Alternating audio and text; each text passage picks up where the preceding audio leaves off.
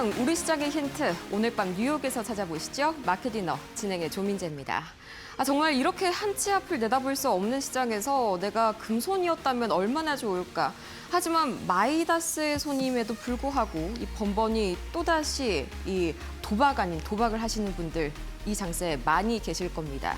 정말로 지금 위험한 시장인데요. 우선 오늘 코스피 어느 정도 이 삼성전자 세론을 예상을 하긴 했지만 이 정도의 강한 급락이 나올 줄은 몰랐었죠.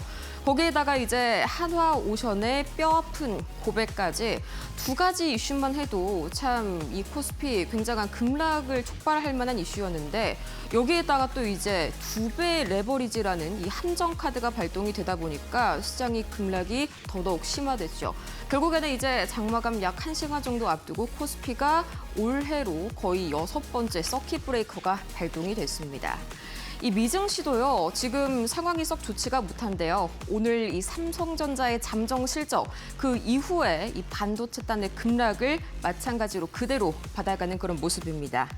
현재 나스닥 선물이 약 1% 정도 하락 중이고요. 마이크론이 이 프리장에서 약 6%대 약세 보이고 있네요. 이 자세한 뉴스들 잠시 후에 만나보도록 하겠고요.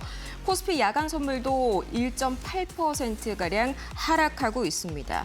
이 두 마디를 좀 하고 싶네요. 이 시장은요, 바닥을 맞힌 사람보다는 흔들리지 않는 사람에게 결국 더 큰 보상을 주는 법이죠. 어디까지나 바닥은 예측의 영역이지만 수익은 인내의 영역이라는 점 잊지 마시고 오늘 밤 저희 마켓디너와 함께 다시 한번 내일장 심기일전에서 준비하시기 바랍니다. 그럼 오늘 우리 시장이 남긴 마지막 신호부터 체크해 보시죠. NXT 특징 종목부터 보도록 하겠습니다. 가장 먼저 이 코스피 NXT 내에서의 상승률 상입니다. 정규장과 큰 차이가 없네요. 오늘은 정규장에서도 AI가 묻지 않은 그동안 이 시장의 소외를 받았었던 낙폭 과대주들, 이런 식료품이라든지 엔터, 의류, 화장품 등이 계속해서 움직임이 좋았었죠. NXT에서도 그 흐름 계속해서 이어가고 있고요. 특히나 한섬, 의류 관련주죠. 대표적인 경기방어주로 자금이 유입되는 모습이 이어졌습니다. 성신양회는 어제에 이어서 오늘 또 이름을 올렸네요. 마찬가지로 이 호남 반도체 클러스터 관련주 흐름이죠. 이 테마성 종목들의 움직임도 여전히 강했던 NXT였습니다. 이어서 코스닥 바로 보시죠. 마찬가지로 1위 종목이 화장품이었습니다. 클리오가 거의 20% 가까운 상승세를 보였었고 이외에도 이 위메이드맥스 또다시 이름을 올렸네요. 게임주 관련해서도 지속적으로 수급이 들어오고 있고요. 가온칩스가 13% 상승했습니다. 이 삼성전자 파운드리가 3년 만에 흑자로 전환을 했다는 소식이 굉장히 또 우리 시장에 신선한 충격이었죠. 덕분에 계속해서 관련된 모멘텀 이어지고 있고요. 큐리오시스 이 종목이 또 새롭게 다시 한번 올라와 줬네요. 이 마이다스에서 자산운용이 지분 5%를 신규로 획득했다는 소식, 취득했다는 소식이 긍정적으로 작용하면서 특히나 후반부로 갈수록 강한 모습이 연출이 됐습니다. 다음으로 하락 종목 보시죠. 이 코스피나 코스닥이나 양시장 모두 오늘 이 하락 종목 캐나다 잠수함 관련주들이 상위에 랭크가 됐습니다. 한화오션이 23.69%, 한화시스템이 13% 가까이 뼈아픈 하락을 겪었고요. SK스퀘어가 오늘 굉장히 NXT까지 강하게 밀린 점도 눈에 띄는 부분이네요. 이어서 코스닥 보시죠. 코스닥에서도 마찬가지로 범한 퓨얼셀, 이 잠수함 관련주죠. 어제에 이어서 오늘도 계속해서 이 실망 매물이 강하게 출회가 되는 모습이었습니다. 반도체 장비 쪽도 계속 NXT에서 밀리는 모습이 나와줬고요. 도우인시스 이 종목 같은 경우에는 이제 우리가 폴더블 폰이라고 하죠. 이 접는 유리 시장의 지배자 이런 별명이 있는 종목입니다. 어제 이제 리레이팅 기대감이 나오면서 급등이 나왔었죠. 그래서 오늘 크게 차익 실현이 나왔는데 그 흐름이 이 애프터마켓에까지 이어지는 모습이었습니다.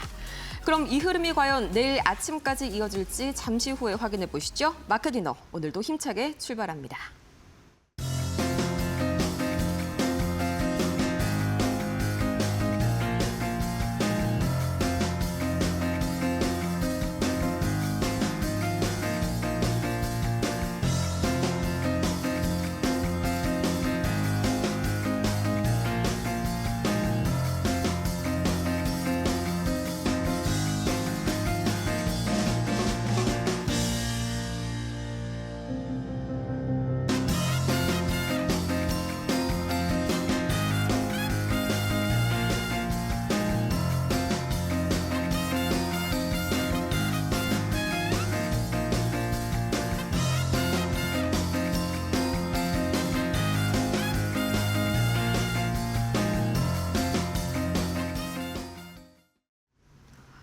삼성전자의 실적 발표 이후에 세론도 또 하나오션 관련된 소식도 어제 이 시간쯤에 얼추 들었기 때문에 예감은 하고 있었습니다만 네. 이 정도의 급락폭이 나올 줄은 몰랐습니다. 정말 좀 충격적인 하루였는데요.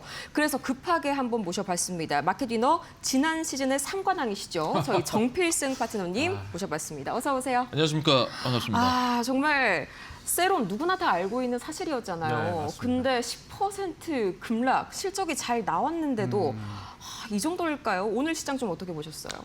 일단 뭐 오늘 뭐 또 서킷 브레이커랑 참 이제 익숙합니다. 네, 익숙해요. 이제는 뭐 6월에만 지금 벌써 4번째잖아요. 익숙한데 일단 삼성전자는 원래 패턴 자체가 그 실적 발표, 분기 실적 발표 나오면은 그날은 차익 실현이 좀 나오는 그러한 모습을 계속적으로 보여줬습니다. 네. 그런데 지금 오늘과 같이 이렇게 많이 밀었던 이유는 여러 가지가 뭐 있겠지만 가장 중요했던 부분은 이제 뭐 레버리지죠. 단일 종목 레버리지에 대한 그런 부분들로 인해서 오히려 밀릴 때는 인버스가 올라오고 올라올 때는 레버리지가 올라오는 이런 여러 가지 어떤 약간 투기성 이런 네. 것들이 좀 있었기 때문에 삼성전자가 오늘 변동폭이 더 크게 차익 실현이 좀 나온 것 같고요. 조정이 좀 나온 것 같습니다. 그래서 뭐 펀더멘탈적인 면에서는 뭐 깨진 거는 전혀 아니고 우리가 단기적으로 반도체로 인해서 우리가 주가 조정이 조정폭을 메꾸면서 상방으로 올라왔기 때문에 어느 정도 또 매물 차이가 있고 또 조정이 나오면서 그 수급이 또 다른 쪽으로 순환매가 돌아야 되는데 순환매는 또 안 돌고 있어서 빠질 땐 다 같이 빠지죠. 네. 그렇죠. 코스닥이 오늘 조금 반등을 줬으면은 오전에는 괜찮았습니다. 장 초반에 시작하고 나서는 코스닥이 조금 반등을 시도했다가 결국에는 밀리는 모습. 그러니까 이게 코스피에서 삼성전자의 물량 매물 출회된 그 수급이 코스닥 전반적으로 좀 흘러 들어갔으면은 오늘 시장은 뭐 나쁘지 않았었을 거예요. 왜냐하면 어느 정도 예정됐던 차익 실현 나왔을 거고 그 수급이 전방위적으로 좀 흘러 들어갔다라고 볼 수가 있었는데 네. 그게 아니라 삼성전자, SK하이닉스 동시 밀리면서 그리고 오늘 또 삼성전자 실적 발표였는데 SK하이닉스도 밀리잖아요. 같이 덩달아서. 네, 그거는 네. 이제 또 ADR에 대한 부분도 또 있기 때문에 목요일까지는 조금 눌림을 줄 것 같다라는 또 예감이 있었는데 어찌됐든 오늘 시장 굉장히 또 어렵습니다. 그래서 요즘에 이 변동성은 정말 어려운 변동성인 것 같아요. 네. 예측도 안 되고. 그래서 여러분들께서 이런 부분들 너무 막 마음이 당연히 안 좋으시겠지만 현금 이래서 항상 현금 부유하라고 말씀을 드리는 거고 종목수 늘리지 말라고 항상 말씀을 드리는 겁니다. 그래서 지금은 어떤 종목에 신규로 들어가는 것보다는 내가 가지고 있는 이 종목을 어떻게 대응을 할지에 대한 부분에 좀 더 포커스를 맞추시는 게 더 좋을 것 같습니다. 네, 사실 삼성전자 빠진다는 거를 어제부터 계속 또 말씀을 해주셨잖아요. 네. 뭐 하나오션도 결과 보고 들어가도 늦지 않다. 네. 이렇게 좀 조심스럽게 말씀을 해주셨는데 정말 슬프게도 어떻게 이런 예감들은 항상 적중을 하는 건지 모르겠네요. 네. 자, 그러면요 계속해서 이어서 오늘 장의 마지막 단서 저희 NXT 통해서 살펴보도록 할 텐데요. 네. 일단은 삼성전자 이야기를 역시나 더 해봐야겠죠. 네. 지금 계속해서 좀 삼성전자 실적에 대한 여파가 뉴욕 증시까지 좀 이어지고 있는 모습이거든요. 네. 이거 내일도 좀 추가로 하락 나올 수가 있겠네요. 네, 일단 뭐 지금 현재 보니까 코스피 200 야간 선물도 좀 밀리고 있고 마이크론 같은 경우에도 지금 뭐 거의 마이너스 6%까지 현재 프리마켓에서 밀렸던 모습을 좀 볼 수가 있었습니다. 네. 뭐 삼성전자가 딱 하고 나서 그 우리 MSCI 이 코리아 ETF 한국 지수가 삼성전자 실적 발표하고 나서 밀렸거든요. 네. 그러면서 지금 미국의 프리마켓에서도 마이크론이나 이런 종목들도 밀렸어요. 그러니까 지금 뭐 마이크론도 마찬가지입니다. 마이크론도 실적 발표가 나오고 나서 지금 오늘 만약에 오늘 정규장에서도 빠지게 된다면은 실적 발표한 난 이후에 마이너스 한 26% 정도 빠지는 겁니다. 그러니까 그만큼 많이 올라왔고 그 기대감으로 솔직히 선반영으로 그 기대감으로 올렸는데 펀더멘탈적으로 봤을 때는 유효하다. 다만 마이크론도 빠지고 많이 올라갔기 때문에 미국 증시든 일본 증시든 우리나라 증시든 메모리 반도체 부분은 일단 조정이 나올 수밖에 없다라는 거고요. 그래서 삼성전자 실적 발표가 어마어마하지 않습니까? 어마어마했죠. 네. 무려 89조 원이었습니다. 네, 89조 4천억 원. 네, 정확하게 기억이 나네요. 이게 만약에 이게 성과급이라든지 이런 게 아니었으면은 거의 110조 원에 육박하는 정도로 돈을 벌었어요. 영업이익이. 근데 어찌됐든 이런 부분들 인해서 우리가 또 세계 1등을 2분기에 영업이익으로만 따지면 삼성전자가 최고였습니다만 그거는 어느 정도 가이던스가 시장의 가이던스는 더 높았던 것 같아요. 스틸컨센 같은 경우에는 뭐 90조, 100조 네. 이렇게 보기도 했었죠. 90조 정도로 본 것 같아요. 그래서 그게 90 안 찍으니까, 그러니까 제가 앞서서도 말씀을 드렸던 게 그 무료 방송에서 제가 많이 말씀을 드리는데 네. 시장의 이 컨센은 너무 높여놓은 거예요. 그러니까 그거에 안 맞으면 그냥 브로드컴도 그러지 않았습니까? 그쵸. 엄청 높여놓고 당연히 우상향하고 있는데 거기에 안 맞았다 그냥 주가를 밀어버리는 이런 모습들을 자주 볼 수가 있었는데 삼성전자는 물론 어닝 서프라이즈였지만 안 보이게 시장에서는 90조 원까지 기대를 했던 것 같아요. 근데 그게 좀 안 되고 했으니 좀 조정폭이 좀 있었다라고 좀 말씀을 드릴 수가 있겠네요. 그러면은 이 삼전닉스 조정이요. 네. 이제 단기적으로는 좀 언제까지 좀 갈 거라고 보세요? 일단은 그 삼성전자 같은 경우에는 그 지금 현재 2분기 실적이 요 정도고 3, 4분기 실적은 아마 더 좋아질 겁니다. 네. 더 좋아질 거고 일단 이 정도의 눌림은 뭐 제가 봤을 때는 일단 7월 중순 지금 이제 7월 중순은 접어들잖아요. 그렇죠. 그러니까 7월 정도까지는 지금 반도체가 계속적으로 조정 또 반등 주고 조정 반등 주고 이런 변동성을 계속 가져갈 것 같습니다. 그런 부분이 있는 것 같고 일단 실적 발표 시즌이기도 하고 반도체 또 소부장들 실적도 나올 것이고 여러모로 일단 7월 실적 시즌은 반도체가 실적이 좋아서 올라온 부분이 크기 때문에 그쵸. 일단 이번 달은 좀 반도체 조정폭이 좀 있을 수밖에 없다. 그래서 구간을 크게 나누고 좀 접근을 해야 된다라고 보고요. 삼성전자 같은 경우는 일단 계속 오늘 이재용 회장님께서도 좀 미국에 또 가시지 않았습니까? 가셨어요. 가셔가지고 현재 이제 메모리 이 LTA 이제 장기 공급 계약권에 대한 부분에 대해서 조금 더 어필을 하기 위해서 가셨던 것 같고요. 그다음에 파운드리 이 부분에 대한 부분도 계속적으로 이제 또 딜을 하기 위해서 가셨던 것 같아요. 그러니까 어찌됐든 회장님께서 직접 움직이시지 않습니까? 이게 굉장히 중요한 부분이고 결국에는 메모리 반도체의 핵심은 LTA다. 장기 공급 계약이 돼야 된다. 그래서 SK하이닉스는 상한선이 일단 없죠. 그러면 부르는 게 값입니다. 그러니까 부르는 게 값이기 때문에 마이크론은 상한선이 있어요. 그런데 SK하이닉스 상한선이 없죠. 삼성전자도 제가 봤을 때는 상한선 없이 만약에 공급 계약을 하게 된다면 그렇게 할 것 같고 네. 그렇게 된다면 충분한 모멘텀이 있기 때문에 삼성전자는 뭐 분할 매수 조금씩 계속적으로 분할 매수하면 저는 좋다라고 판단하고요. FPR도 포워드 그 12달 네. 포워드 선행 퍼도 5.7배밖에 안 되기 때문에 너무 저평가예요. 그럼 최소 못해도 8배, 9배까지는 가야 되는 게 아니냐. 그게 45만 원 정도 되기 때문에 그 정도까지는 한번 열어놓고 볼 수 있지 않느냐라고 말씀드리고 싶습니다. 네, 이제 삼전닉스 대응을 그동안 또 이제 잘 해주시기로 유명했잖아요. 여기다가 하나가 더 추가가 돼야 될 것 같아요. 네. 오늘 이제 다음 두 번째 재료가 바로 하나오션이었죠. 네. 아, 이거 정말 아예 그냥 끝이 난 건가요? 이게 우선협상 대상자잖아요. 맞습니다. 일단은 뭐 제가 봤을 때는 끝났다라고 볼 수 있어요. 예, 끝났다라고 좀 보고 싶고 일단은 하나오션 같은 경우에는 제가 그 아침 무료 방송 어제부터 해가지고 계속 말씀드렸던 것이 일단 일정이 내일, 그러니까 오늘이죠. 오늘 새벽이었습니다.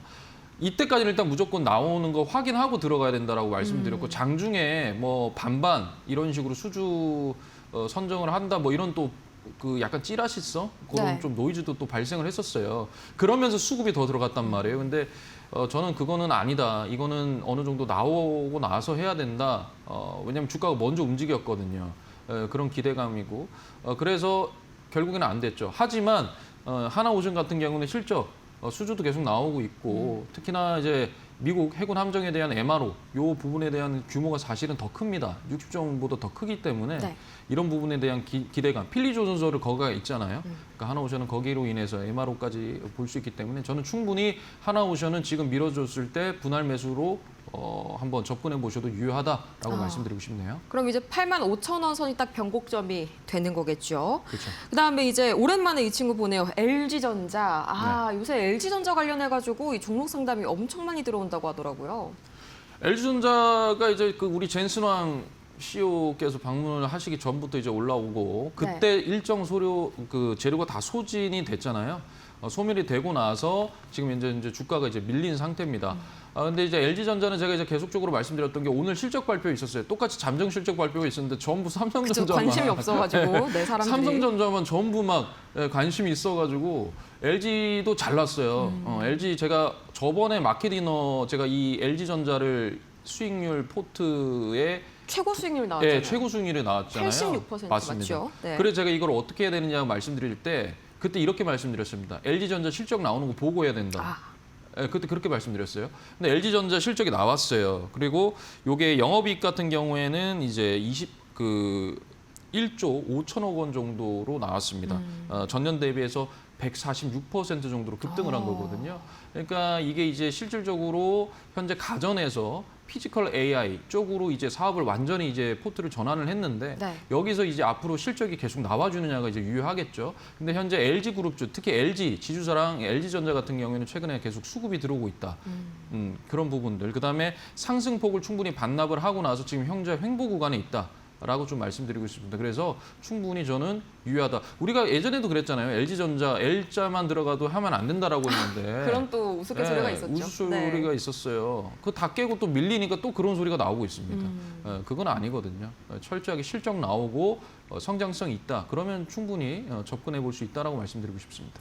네, 좋습니다. 이렇게 해서 LG전자까지 오늘 장의 마지막 단서 안엑스 통해서 살펴봤고요. 본격적으로 내일장 준비해 보도록 할게요. 내일장 판을 흔들 두 가지 이슈입니다. 먼저 첫 번째 이슈 보시죠.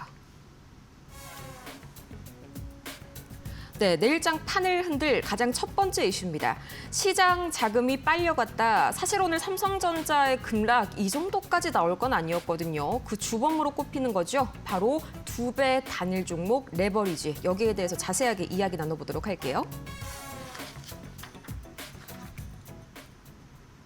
사실 요즘 시장의 만병의 근원이죠. 네. 네, 코스닥의 뭐 소외, 이상한 변동성, 극단적인 쏠림 장세, 그리고 오늘 삼성전자의 이 급락까지 이 친구가 지금 모든 걸 다 약간 망쳐놓고 있는 느낌이에요. 맞습니다. 네. 이 단일 종목 레버리지가 나오기 전에는요. 사실 이 정도로 시장의 변동폭도 크지 않았고 삼성전자나 SK하이닉스가 마이너스 10%가 빠지고 서킷 브레이커가 네, 걸리고. 그리고 13%가 올라오고 16%가 올라오고 이런 경우가 없었어요. 근데 5월 27일에 요게 단일 종목 레버리지가 상장이 되고 난 이후부터 지금까지 그냥 계속 그렇습니다. 이 순매수 지금 나오고 있는 거 보이시죠? 순매수 금액 좀 보십시오. 코스닥이 오늘 6조 정도밖에 안 들어왔어요, 거래 대금이. 근데 지금 보시면 1, 2, 3, 4, 5위까지 다 한번 합치면은 저게 지금 거의 코스닥보다 많은 수준이에요. 네. 훨씬 많이 들어왔어요. 저 레버리지만 합친 게 7조가 넘게 들어왔습니다, 지금. 거의 8조 정도 들어왔죠. 그러니까 이게 말이 안 된다는 거예요. 그러니까 삼성전자, SK하이닉스만 가지고도 해도 되는데 굳이 이런 거를 왜 상장을 시켜가지고 이 수급이 코스닥도요, 실적 네. 굉장히 좋고 우량한 회사들 많습니다. 근데 이런 종목들로는 수급이 전혀 안 들어가고 이게 저쪽으로 완전 도박성으로 투기판으로 지금 레버리지 쪽으로 들어간다라는 것 자체가 사실상 이게 좀 말이 안 되고 외국에서도요, 미국에서도 이걸 지금 굉장히 위험신호로 보고 있어요, 사실. 삼성전자나 SK하이닉스의 펀더멘탈은 유효하다. 다만 ETF 반일 종목 레버리지 이게 문제다. 레버리지가 너무 위험성이 있다. 그러니까 변동성을 키우고 있다. 키우고 있다. 이거에 대한 위험 신호를 지금 미국에서도 지금 얘기를 하고 있어요. 그만큼 이게 국내뿐만 아니라 국외에서도 지금 우리나라 코리아에 대한 부분에서 이 ETF, 이 단일 종목 레버리지에 대한 부분이 굉장히 문제가 있다라고 지금 판단을 하고 있는 겁니다. 근데 지금 계속해서 이제 폐지를 한다, 뭐 이제 없앤다 이런 논의도 오가고 있잖아요. 이게 네. 현실적으로 좀 가능하다고 보세요? 단실 내. 일단은 근데 뭐 지금 아까도 보니까는 이 단일 종목 레버리지 상장 폐지에 대한 부분이나 어떻게 또 조정을 하고 어떻게 네. 좀 정정을 해서 다시 조금 변화를 줄지에 대한 얘기들이 현재 나오고 있는 것 같아요. 정치권이든 나오고 있는 것 같은데 일단은 반드시 이거는 짚고 넘어가야 된다고 저는 판단을 하고 네. 개인적인 소망은 뭐 그래요. 그렇게 좀 했으면 좋겠는데 그게 안 된다면 일단 어떤 좀 변화를 줬으면 좋겠습니다. 뭔가 핵심적으로 뭔가 장애를 딱 걸어 놓던지 뭔가 필요한 것 같아요. 이게 단기간에 없애려면 없앨 수도 있겠지만 지금 현재 뭐 상장한 지 지금 얼마나 됐죠? 한 2달도 안 됐습니다만 그쵸. 이 2달도 안 되는 기간 동안 시장을 이 정도로 지금 엉망진창을 만들어 놨다라고 하는 것은 반드시 한 번은 짚고 넘어가야 될 부분이다. 그래서 만약에 이게 조금 괜찮아지면 저는 코스닥으로도 수급이 들어갈 수 있다고 저는 판단을 합니다. 왜냐하면 이것 때문에 코스닥이 1200포인트 찍고 밀렸기 때문에 지금 뭐 30% 가까이 그죠? 고점 대비 떨어졌잖아요. 네, 마이너스 30%까지 밀렸기 때문에 반드시 이 단일 종목 레버리지에 대한 부분은 반드시 짚고 넘어가야 되고 이게 짚고 넘어가지 않고 이게 변화가 없는 이상은 네. 코스닥으로 수급이 들어가기가 굉장히 힘들 거라고 저는 판단합니다. 아, 그럼 얘기가 나왔으니까 오늘 두 번째 이슈까지 바로 한번 열어보실까요? 네, 오늘의 두 번째 내일장 판을 흔들 이슈 역시나 수급이 빠진 코스닥 되돌림 반등 가능성은 코스닥 간다고 한 게 벌써 한 3달 된 것 같습니다. 근데 다시 한번 반등 힘을 주기는커녕 지금 고점 대비해서 33% 이상 급락한 상황이거든요. 악재가 없는데도 웬만한 이런 금융위기, 팬데믹 때보다도 하락골이 깊은 상황입니다. 자세한 이야기 진단해 보시죠. 아, 역시나 이 코스닥 이야기로 바로 이어지게 되네요. 네. 이 코스닥 이게 뭐 돈이 들어갈 틈새가 없어요 지금. 맞습니다. 언제까지 좀 이런 장세가 이어질까요? 코스닥의 뭐 7월 이번 달에 그 코스닥 그 승강제에 대한 가이드라인도 뭐 나온다 뭐 많았어요. 네. 그다음에 뭐 국민 성장 펀드에 대한 얘기도 나오고 정말 재료는 있었습니다만 수급이 없이는 갈 수가 없습니다. 돈이 안 들어오는데 어떻게 움직이겠습니까? 그죠? 그러니까 결국에는 움직이는 종목들이 증거금 100%의 관리 종목의 투자주의 환기 종목들만 움직이고 있는 거잖아요. 그러니까 이 시장은 어떻게 보면은 지금 굉장히 어떻게 보면 좀 엉망이 됐다라고 좀 개인적으로는 그렇게 생각합니다. 네. 그런데 이제 코스닥 같은 경우에는 아까 숨통이 트여질 그 시점은 단일 종목 레버리지 이거에 대한 어떤 그 규제라든지 어떠한 변화라든지 이게 있어야만 사실상 들어갈 수가 있다라고 저는 판단을 하고요. 코스닥이 만약에 이제 수급이 들어왔다면 예를 들어 오늘 같은 경우에도 순환매로 돌아왔다면은 제약바이오가 오늘 좀 강하게 튀어 올라왔죠 아침에. 그쵸. 그리고 코스닥 반도체 소부장들도 좀 강하게 아침에는 튀어 올라왔어요. 만약에 그게 이 수급이 코스닥으로 들어왔으면 그게 오늘 그렇게 하고 양으로 마무리했을 겁니다. 하지만 그게 안 되고 코스닥이 이제 밀렸다라는 것은 결국에 수급이 또 빠지니까 인버스로 들어가고 올라가니까 레버리지로 들어가고 이런 좀 말도 안 되는 변동성 장세였기 때문에 저는 일단은 코스닥은 지금은 좀 접근하기가 조금 어렵다고 판단합니다. 네, 아직까지는 그래도 이제 좀 코스닥에서는 좀 경계를 가져야 될 타이밍이다. 근데 오늘 또 이제 제약바이오 말씀 주셔서 그런데요. 네. 제약바이오 장초반에 간 이유가 코스닥 활성화 정책 기대감이 또 있었어요. 네. 근데 이 활성화 정책이라는 것도 뭐 이제 뭐 일일처나 이틀처나 이렇게 끝나고 말까요? 그러니까 제가 이제 매번 뭐 말씀드리지만 그쵸. 제약바이오는 어떤 수급이 들어온다고 해서 그 종목이 시장을 끌고 갈 수가 있지 않다고 저는 판단을 합니다. 예를 들어서 2차 전지는 뭐 알테오젠이 우리나라 시가총액 현재 코스닥 1위죠. 네. 그렇지만 그 제대로 된 사실 실적 대비해 가지고 성장성으로 움직이는 기대감으로 움직이는 게 바로 제약바이오인데 제약바이오만 움직인다고 해서 코스닥 시장 전체가 움직일 수가 없어요. 여기에는 반도체 소부장도 같이 움직여줘야 되고 여기에는 그다음에 그 2차 전지도 움직여줘야 됩니다. 네. 그러니까 수급이 전혀 안 들어가기 때문에 일회성으로 제가 저번에 애프터마켓에서도 말씀드렸지만 네. 한 번 반등 줘서는 안 돼요, 코스닥은. 코스닥은 2일, 3일, 최소 3일 이상 반등이 나와야 추세가 어느 정도 돌아온 거고 그래야 1000포인트를 돌파를 하고 1050포인트 저항선을 뚫어내야만 상방이 업사이클이 열려 있기 때문에 움직일 수 있다. 그걸 제가 계속 강조를 드렸거든요. 근데 결국에는 1000포인트 돌파도 못하고 밀리고 800선인데 이게 지금 제약바이오로 아침에 잠깐 들어오고 이게 시장 끌어지는 않았단 말이에요. 그렇죠. 결국에 삼성전자랑 SK하이닉스는 밀려버리니까 같이 그냥 덩달아서 밀리는 그런 모습이 나왔어요. 그러니까 제가 과거부터 계속 강조했던 건 코스닥은요. 코스피가 움직여야 코스닥도 움직일 수 있는 겁니다. 코스닥은 코스닥만 자체는 절대 못 움직여요. 코스피가 움직여줘야 코스닥도 덩달아서 따라서 움직일 수 있는 게 우리나라 시장 구조입니다. 그렇기 때문에 이 단일 종목 레버리지 계속 말씀드리지만 결국에 코스피의 변동성이 줄어드는 것이 곧 코스닥도 올라갈 수 있는 지름길이다라고 말씀드리고 싶습니다. 그러면 이제 코스닥에서 2차 전지 일단 좀 궁금해하시는 분들 많을 것 같아요. 요새 네. 통 소식이 없잖아요. 네. 뭐 2차 전지도 마찬가지로 조금 호흡을 좀 더 길게 가져가 봐야 될까요? 네, 2차 전지 참 매번 뭐 종목 진단이나 이런 거 말씀드렸을 때도 네. 상방이 많이 열려 있다. 예를 들어서 원전, 반도체 이런 여러 가지 우리나라 산업들 중에서도 방산, 뭐 조선 중에서도 상방이 제일 많이 열려 있다. 그게 2차 전지였어요. 근데 2차 전지가 어찌됐든 지금 수급이 전혀 안 들어가고 있고요. 네. 그다음에 실적이 일단 나와야 돼요. 실적이 안 나오면 안 갑니다. 지금 뭐 실적 잘 나오는 반도체도 밀리는데 2차 전지가 왜 수급이 들어가겠습니까? 그렇지 않겠어요? 그러니까 실적이 제일 잘 나오는 반도체도 지금 조정 구간에 있는데 2차 전지 실적도 지금 현재는 안 찍히고 있는 상황에서 2차 전지로 수급이 그거는 그냥 한 번 정도입니다. 아까 네. 얼마 전에도 한 번 갑자기 급등하고 밀렸죠.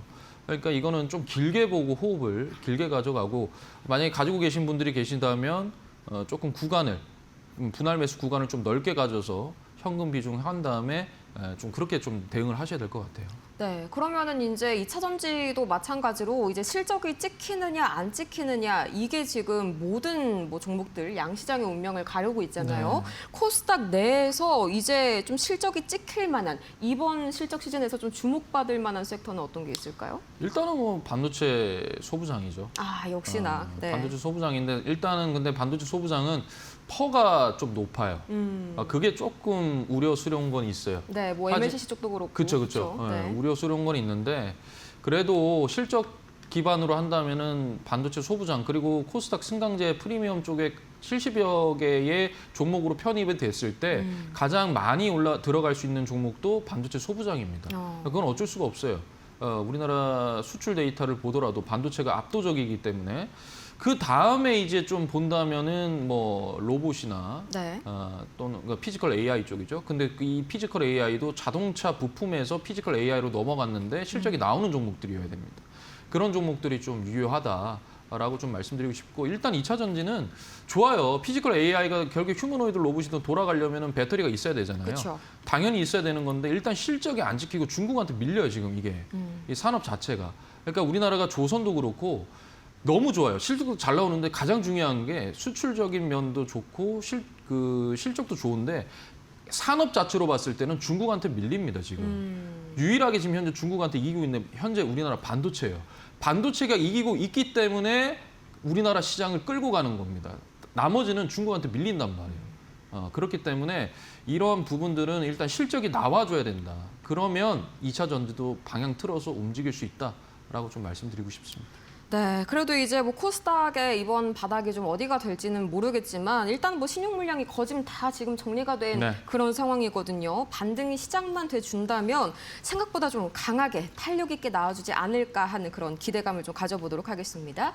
이렇게 내일 시장의 밑그림은 다 그려본 것 같고요. 이렇게 해서 계속해서 우리 삼성전자, 하이닉스, LG전자에 이어서 이번에는 한화오션까지 커버를 해주셨죠. 이 그룹주, 대형주 굉장히 또 꼼꼼하게 봐주시기로 유명하십니다. 저희 정필승 파트너님 함께하고 싶으신 분들께서는 지금 바로 문자 샵 3772번으로 정필승 세 글자 보내주세요. 지금 내가 가지고 있는 종목 좋다고 해서 들어갔는데 우량주라고 해서 들어갔는데 굉장히 이런 상황이 연출돼서 당혹스러우신 분들 많으실 겁니다. 같이 한번 대응을 해보시면 좋을 것 같고요.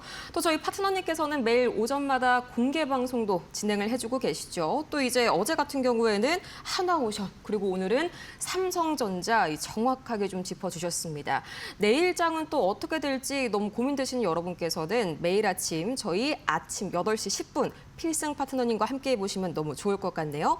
이제 그럼 잠시 뒤에 열릴 미증시로 가볼까요? 여의도와 뉴욕을 잇는 이곳 마켓이너입니다.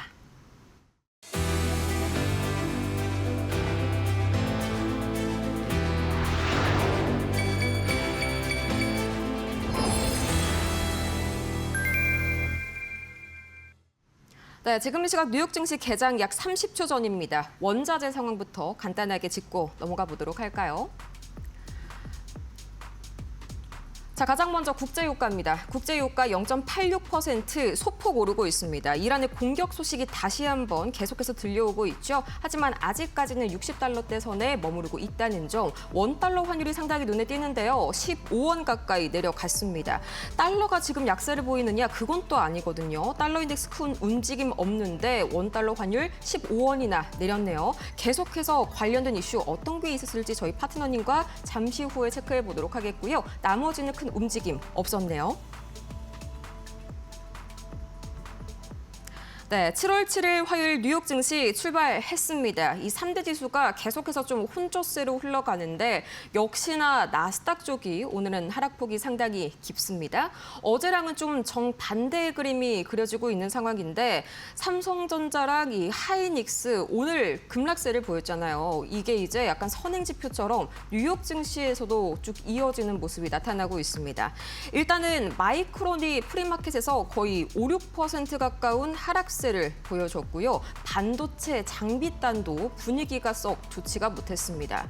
거기에다가 이제 잠시 후에 특징주 할 때 자세히 보시겠지만요. 이 빅테크들 자본 지출 여기에 대해서 또 자본이 들려올 만한 소식들이 잇따라서 나오고 있거든요.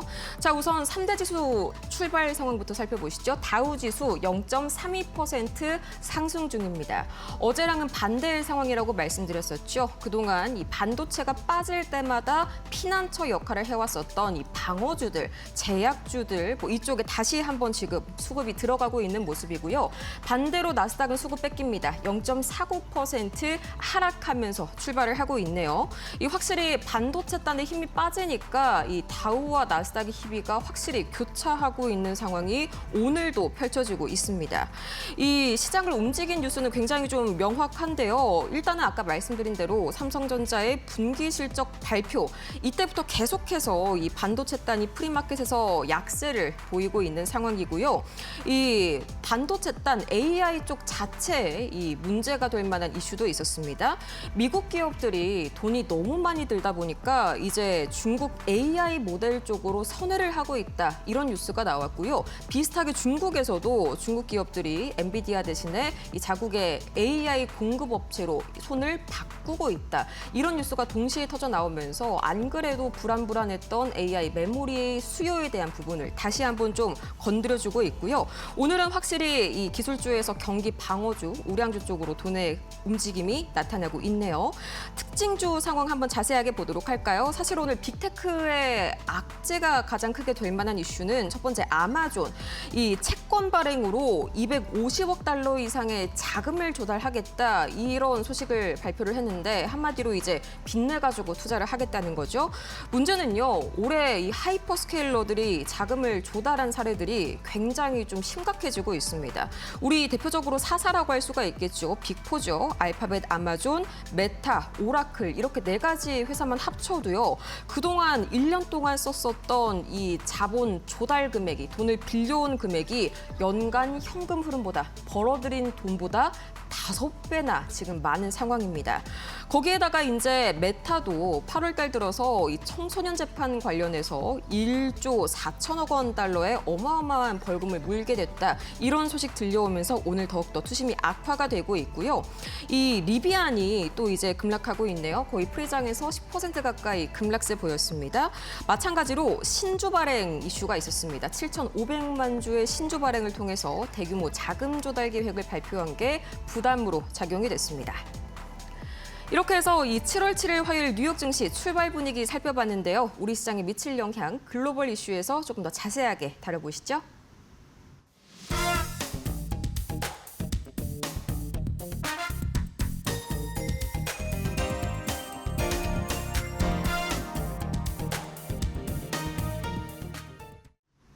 네, 사실 오늘 삼성전자의 급락에 이 레버리지라는 이유도 있었지만 모건 스탠리가 또다시 한번 좀 이제 재를 뿌리는 그런 리포트를 내놨어요. 이제 메모리 겨울이 오고 있다. 윈터 is coming. 이거 굉장히 유명하죠.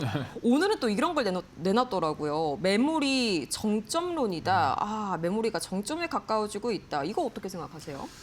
일단 그 어디에 정점을 두고 있느냐인 것 같아요. 이제 제가 판단했을 땐 영업이익, 즉 이익에 대한 정점은 아닌 것 같아요. 네. 그러니까 속도에 대한 정점인 것 같습니다. 예를 들어서 디램 같은 경우에도 가격 인상이 이제 과거에 삼성전자가 처음에 이제 가격 인상을 100% 했다가 그다음에 75% 했다가 50% 했다가 최근에 이제 3분기 디램 가격 20% 정도 인상을 하겠다라고 보도가 나왔죠. 네. 점점 어떻습니까? 상승폭이 줄어들어요. 그러니까 그 말은 무슨 말이냐면 영업이익에 대한 정점보다는 그러니까 이익에 대한 정점보다는 이 폭, 상승, 디램 가격에 대한 이 상승 폭이 점점 줄어들고 있다. 그 말인즉슨 과거처럼 빨리빨리 올라가는 그런 속도에 대한 부분이 아니라 이제 어느 정도 속도는 둔화가 될 것이다라는 얘기예요. 그러니까 가격도 계속적으로 쫙 올라가는 것이 아니라 어느 정도 이제 둔화가 돼서 안정화가 될 겁니다. 그거를 2027년도로 보고 있는 거고 좀 더 멀리 본다면 2028년도 한 1분기까지 가격 그 인상이 이제 얘기가 나오고 있는 거거든요. 네. 그런 부분에서 봤을 때는 이거는 속도에 대한 문제지 이거는 이익에 대한 문제가 아니다라고 좀 말씀드리고 싶네요. 그러니까 한마디로 이 기울기가 조금 더 가팔라지냐 완만해지냐 그죠, 약간 그죠. 그거의 네. 차이지 결과적으로 똑같은 이 결과값에 도달을 한다는 네. 거네요. 그러면 이제 국내 반도체주는 좀 어떻게 대응을 해봐야 될까요? 네, 일단은 저는 그렇게 생각해요. 요 정점론 같은 경우를 우리가 이제 좀 가속도라고 비교를 한다면 네.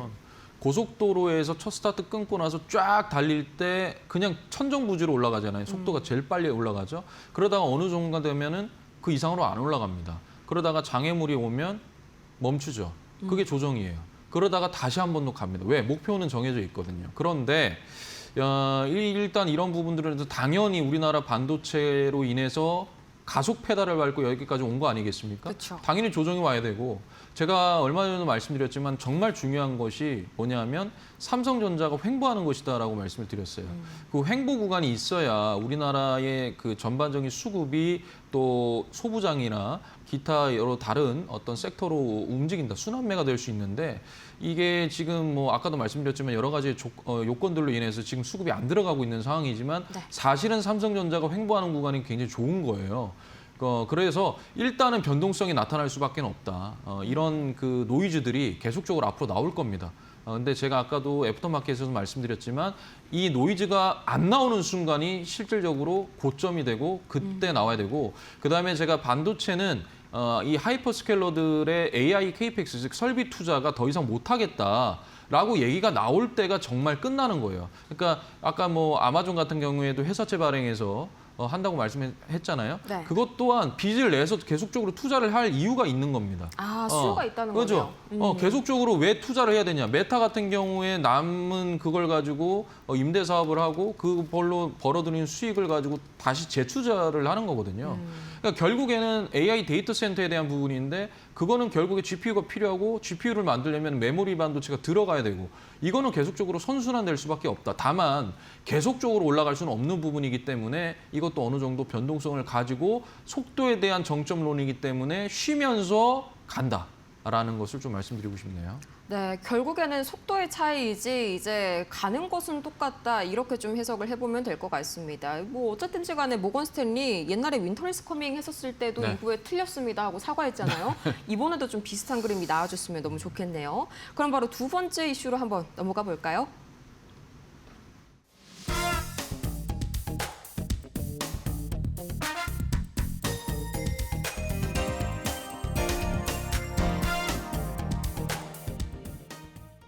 보도록 할게요. 아, 이 이야기도요. 제가 잠깐 잊고 있을 뻔했어요. 그 삼성전자의 충격이 너무 커가지고요. 네. 스페이스X가 이제 오늘 밤 바로 네. 이제 나스닥 100 편입을 좀 앞두고 있죠. 지금 뭐 증권사 제가 본 곳만 해도 6곳이 네. 이제 매수 투자 의견을 제시를 했는데 네. 마찬가지로 좀 긍정적으로 바라보면 될까요? 의미가 뭘까요, 일단? 일단은 제일 빨리 엄청 빨리 나스닥 그러니까요. 100에 편입이 됐고 그만큼 시장에서는 스페이스X에 대한 성장, 기대감을 엄청 가지고 있다라고 좀 볼 수가 있을 것 같아요.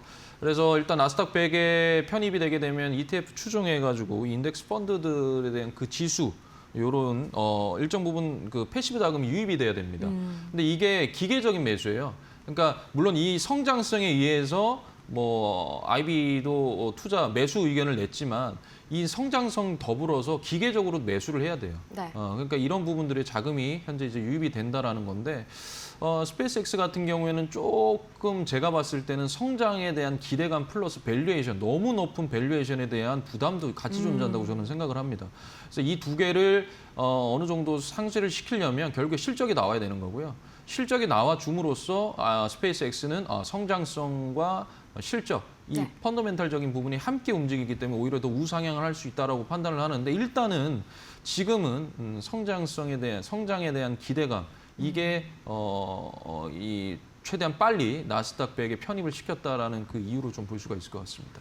네, 스페이스X 지금 이 시각 주가 한번 확인을 해봤는데요. 일단은 조금 경계감이 서려 있습니다. 3.79% 하락 중이고요. 관련해서 이제 뉴욕 증시에서 지금 항공주들 움직임도 다들 좋지가 않네요. 네. 뭐 로켓랩, 레드와이어, 에어로 인바이러먼트, 조비까지 각각 2%에서 많게는 5% 가까이 현재 조정을 받고 있습니다. 우리 내일 시장에는 그럼 아무래도 좀 지금 이런 상황이면 부정적인 영향을 좀 줄 수밖에 없을까요? 궁금하네요. 일단 뭐 스페이스X가 뭐 빠진다고 해서 네. 근데 뭐 우리나라 우주항공 관련된 종목들 모르겠습니다. 뭐 조정이 나올지 모르겠지만 스페이스X를 단순하게 로켓 쏘아 올리는 뭐 이런 걸로 생각하면 안 되고요. 스타링크를 통해서 위성 인터넷이라든지 그다음에 통신 인프라를 구축해 나가고 있는 거대 기업이지 않습니까? 이것도 하나의 AI 인프라입니다. 그렇죠. 제가 아까 전에 애프터마켓에서도 말씀드렸지만 AI의 최후의 목적은 우주다. 그 직전은 로봇이다. 이렇게 아까 말씀을 드렸거든요. 네. 그러니까 그 부분에 있기까지는 여러 가지 성장성, 기대감으로 인해서 움직이는데 우리나라에서 사실은 이 스페이스 X 관련돼서 종목들이 얼마나 연결이 돼 있겠습니까? 그런데 만약 이게 테마로 움직이게 되더라도 실적주 위주로 하셔야 돼요. 실적이 나오는 네, 종목들. 나오는 종목들. 네. 나오는 종목들 그리고 스페이스 X와 조금이라도 뭔가 관련이 있어야 되지 않겠습니까? 그죠? 그러니까 그만큼 어려운 산업이고요. 또 우리나라 같은 경우는 우주항공으로 봤을 때는 아직까지 뒤처지고 있는 분명한 건 뒤처지고 있는 산업이기 때문에 섣불리 이건 테마로 움직이기 때문에 여러분들께서 스페이스 X 뭐 나스닥 100 편입됐다 오늘 뭐 빠진 거는 선 반영이 돼서 빠졌겠지 해서 또 뭐 갑자기 우리나라 우주항공 들어올릴 때 들어가시면 안 되고요. 철저하게 지금 현재 시장은 좀 보수적으로 하셔야 된다라고 좀 말씀드리고 싶습니다. 네, 결국 이제 메모리랑 스페이스X 이 두 가지를 좀 하나로 묶으면 핵심은 AI CAPEX 그리고 네. 미래 인프라다 이렇게 좀 정리를 해볼 수가 있겠네요. 저희는 그러면 이걸 바탕으로 내일 구체적으로 어떤 종목 담아볼지 이어서 확인해 보도록 할게요.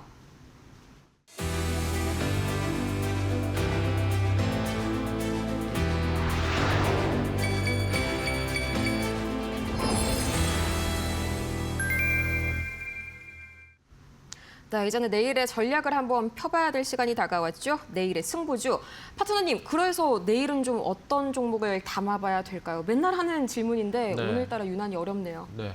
일단은 그 지수에 따라서 너무 급락도 안 나오고요. 네. 그다음에 최근에 외국인들 수급이 또 들어오고요. 그다음에 우리나라 정책적인 부분과 글로벌 시장에서 주목하고 있는 그런 산업을 두 개를 가지고 왔는데 일단 두 첫 개나요? 번째로 네. SL입니다. SL. SL. 오. 네, SL이고 자동차 부품, 뭐 램프라든지 이런 부분 외에 이건 너무나도 우리가 잘 알고 있으니까요. SL 같은 경우는 결국엔 이제 이 로보틱스죠. 결국에 이제 피지컬 AI 쪽으로 우리가 좀 볼 수가 있다라는 거고 결국에 현대차 이 로보틱스 랩의 모베드 이 또 위탁 생산도 하고 있고요. 그다음에 아틀라스 또 모듈 소싱도 기대를 할 수 있는 그런 종목입니다. 로봇주들이 최근에 조정이 좀 많았어요. 그래서 아까 전에 LG전자도 피지컬 AI 관련된 종목들 주가 조정이 이제 또 오고 그다음에 가격 조정이 좀 있는 상태에서 현재 횡보하고 구간입니다. 거의 비슷해요. 그래서 차트 보면서 좀 말씀을 드리도록 하겠습니다. 네. 자, SL 같은 경우는 일단 외국인들 수급이 지금 계속 연이어서 들어오고 있는 모습을 계속 보고 있습니다. 그러니까 증시가 밀리고 지수가 밀리더라도 상대적으로 외국인들이 지금 현재 순매수를 기록하고 있는 종목들이 있습니다. 그것은 일단 실적이 나오는 종목들이어야 된다라는 것을 말씀을 드리고요. 네. SL 같은 경우에 기업 분석을 한번 해본다면 결국에는 지금 현재 올해 이 가이던스도 굉장히 좋게 나왔습니다. 계속 우상향, 매출도 우상향, 그다음에 영업이익도 우상향하는 모습을 보여주고 있고요. 상대적으로 좀 PBR 같은 경우에도 지금 보시게 되면 상대적으로 굉장히 저평가 구간에 있다. 한 배가 좀 안 되는 구간에 있죠. 그래서 저평가에 현재 외국인 수급까지 있고 시장 이 업황의 어떻게 보면 성장성까지 함께 가지고 있는 SL을 말씀을 드리고요. 차트 보면서 한번 말씀을 드리겠습니다. 지금 보시면은 이때 당시에 이 구간에서 보시면은 여기에 과매수 단계에서 있는 이 장대 양봉, 이 장대 양봉에 여기 중심가가 있어요. 네. 지금 현재는 좀 안 보이는데 이 중심가 여기에서 지금 박스권을 이렇게 치고 있습니다. 박스권을 치고 있는데 중요한 부분은 거래량이 없이 박스권을 치고 있고 여기서 외국인 수급이 계속적으로 지금 들어오고 있다. 그러면 어느 정도 물량이 매집되면 상방으로 조금 더 시세 분출을 하지 않겠냐라는 게 제 생각이고요. 네. 일단 지금 시장 자체가 원체 변동성이 크기 때문에 뭐 단기간에 여러분들이 막 비중을 크게 놓고 이럴 부분은 아니고요. 비중을 최소한 조금씩 예를 들면 뭐 한 2%씩 해서 전체 비중 뭐 예를 들어 한 10% 정도 잡고 한다. 이런 식으로 한번 여러분들 분할 매수 관점에서 한번 SL 말씀드리고 싶습니다. 네, 이어서 그럼 두 번째 종목은 어떤 종목일까요? 두 번째 종목은 서부 T&D입니다. 서부 T&D요. 네, 어떤 서부 종목인가요? 일단 호텔 관련된 종목이라고 그냥 쉽게 얘기하면 뭐 그렇게 좀 보면 될 것 같아요. 일단은 지금 현재 우리나라 용산 그 드래곤, 네. 예, 거기가 바로 여기가 관련돼 있는 캐시카우죠. 예, 그래서 이 부분인데 서부 T&D 같은 경우는 일단은 지금 우리나라 관광 인바운드 쪽에 실적이 지금 계속 나오고 있잖아요. 그 첫 번째 이유가 일단 환율입니다. 우리나라 환율 자체가 지금 현재 그 달러가 강세이기 때문에 네. 원화 약세고 달러 강세이기 때문에 실질적으로 외국인들이 딱 좋죠. 싸게 들어올 수 있는 딱 그 구간이기 때문에 그쵸.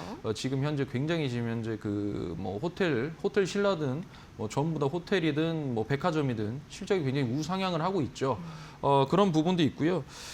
그다음에 결국에는 또 반도체들이 현재 밀리고 있잖아요. 그래서 소비재들이 많이 움직이고 있습니다. 잘 움직여주고 있는데 그렇게 본다면은 이 관광, 호텔 이쪽도 현재 수급이 나오고 있고 이쪽으로도 현재 시세 분출이 조금 방어적인 성격에서 시세 분출을 할 수 있다라고 판단을 해서 서부 T&D 들고 왔고요. 한번 차트 보면서 또 말씀을 드리도록 하겠습니다. 네. 최근에 서부 T&D 같은 경우에도 지금 과매도 단계에서 과매도 단계에서 지금 방향을 틀어줬습니다. 틀어주고 여기에 상단에서 지금 이 저항 라인인데 여기가 어떻게 보면 저항입니다. 그래서 이 저항을 뚫게 되면 좀 더 시세가 업사이클로 움직일 수 있을 거라고 생각을 하거든요. 그래서 지금 중요한 포인트는 과연 12,000원 선, 그러니까 11,500원 선을 뚫어내느냐가 일단 중요한 포인트인 것 같아요. 네. 그래서 만약에 뚫어준다면 그때 이제 눌림목을 잡고 한번 접근을 해보시면 좋겠고 지금은 어찌됐든 여기가 저항 구간이기 때문에 이 저항 구간을 반드시 뚫어내야 된다. 뚫어내서 이 12,000원 위에 안착이 된다면 상방으로 좀 더 움직일 수 있다. 그래서 관심으로 여러분들께서 한번 집중해 보셨으면 좋겠습니다. 네, 역시 뉴욕 증시나 우리 증시나 이제 시장이 돈이 피난처가 어디가 될까를 찾고 있는 것 같습니다. 그 다음 피난처 서부 T&D까지 살펴봤습니다. 계속해서 더 자세한 매매 타점이 궁금하신 여러분, 그리고 계속해서 이 삼성전자랑 LG전자, 하이닉스, 이번엔 하나오션까지 대체 어떻게 대응해야 될지 모르겠다 하시는 분들 지금 쇄도하고 있거든요. 방법은 간단합니다. 저희 문자 메시지 샵 3772번을 통해서 정필승 세 글자 보내주시면 함께할 수가 있겠고요. 또 저희 매일 오전마다 이제 공개 방송도 진행을 해주고 계시죠. 평일 아침 8시 10분입니다. 8시 10분 이 변동성 가득한 장세에서 오늘은 삼성전자, 어제는 또 이제 하나오션 정확하게 미리 짚어주셨죠. 내일은 과연 어떤 부분을 특히 조심해야 할지 같이 봐주시면 좋을 것 같네요. 자, 그러면 저희 파트너님 뭐 이렇게 네. 내일도 자세하게 마찬가지로 봐주실 거죠? 네, 제가 공부방에다가도 많이 올려놓고요. 자료 많이 올려놓고 있습니다. 그래서 그 공부방은요, 샵 3772번으로 해서 정필승 이렇게 해서 문자를 보내주시면 링크가 가는데요. 그 링크 타고 들어오셔도 들어오실 수가 있습니다. 그래서 거기에 제가 아침에 무료 방송에서 했던 그런 시황이나 여러 가지 얘기들 또는 뭐 기사라든지 여러 자료들 올려드리니까 많은 좀 참조 부탁드리겠습니다. 네, 이렇게 해서 오늘 도움 말씀 주신 저희 정필승 파트너님과는 정말 아쉽지만 여기에서 인사 나눠보도록 하겠습니다. 파트너님 고맙습니다. 네. 필승. 필승 감사합니다. 네. 본 방송에서 제공하는 정보는 투자 판단을 위한 참고 조언일 뿐 이 해당 종목의 상승과 하락은 보장하지 않고요. 최근 들어서 저희 2대1 이용 파트너를 사칭하는 사례들이 발생하고 있습니다. 저희 절대 카카오톡이나 텔레그램 운영하지 않으니까요. 이 점 분명히 유의해 주시기 바라겠습니다. 저희는 그러면 내일 밤 10시 더 유익하고 빠른 소식 들고 찾아오도록 할게요. 오늘도 함께해 주신 여러분 고맙습니다.